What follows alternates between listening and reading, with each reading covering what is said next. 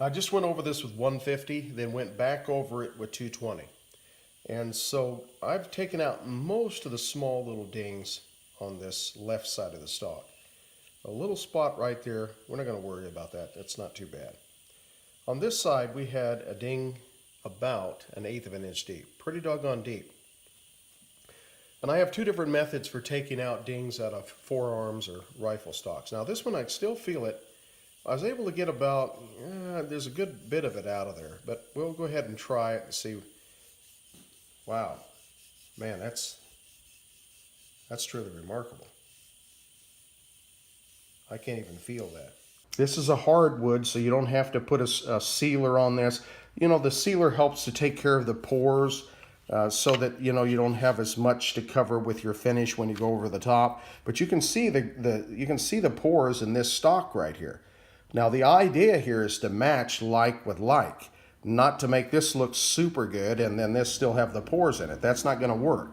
So you have to match what you have. And so no controller, no stain controller, no sealer, none of that stuff. This is a hardwood. It's not like pine or ash or something like that, or even maple that soaks in stain pretty aggressively.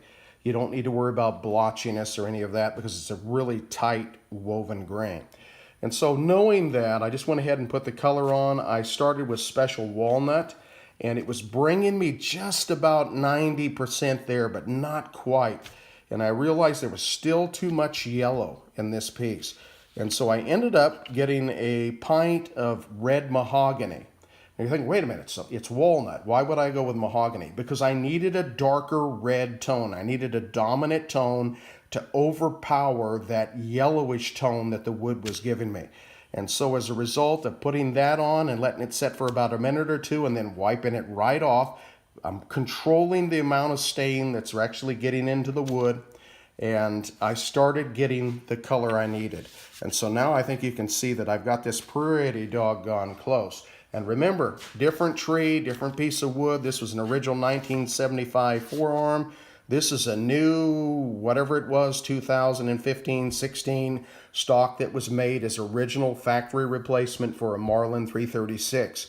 And so now you see that I've been able to achieve the same hues, the same tone. So as I walk around this, you know, it's wood, so you're going to see some variation in the grain pattern and in the tints. But as we walk around this, you're going to see that's a pretty doggone close match.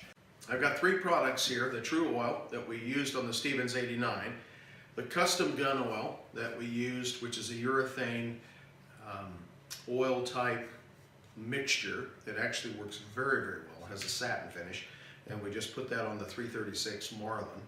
And then I found this other one that I'm going to try, and it's called Lens Speed. Now, they've been around since 1950.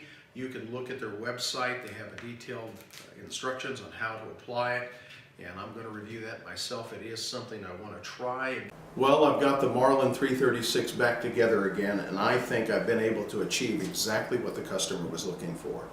He really wanted the stock replaced, and we were able to do that with a factory original replacement. It just bolted right on the receiver, so that worked out just fine. And the price was very good as well. The Forearm we had to refinish because it was just too yellow and it was just too shiny, more of a semi-gloss rather than a satin. And so we went ahead and matched the color on the Forearm to the buttstock, and I think we've got a pretty close match. When you consider that even in the American walnut species, there are color variations and even grain variations within that family. And so having a wood that came on an original gun match a buttstock that was made probably very recently is quite an achievement, really. And I think the customer is going to be happy with the results.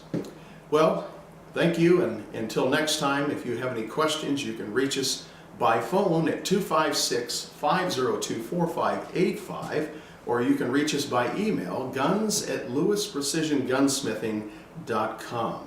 Like us on Facebook, leave a comment, tell us about your 336 and some of the stories that you have. This has been a great gun, a great time. Remember, keep safe, take someone shooting, and introduce them to one of the greatest sports in the world. Thank you. Until next time, God bless.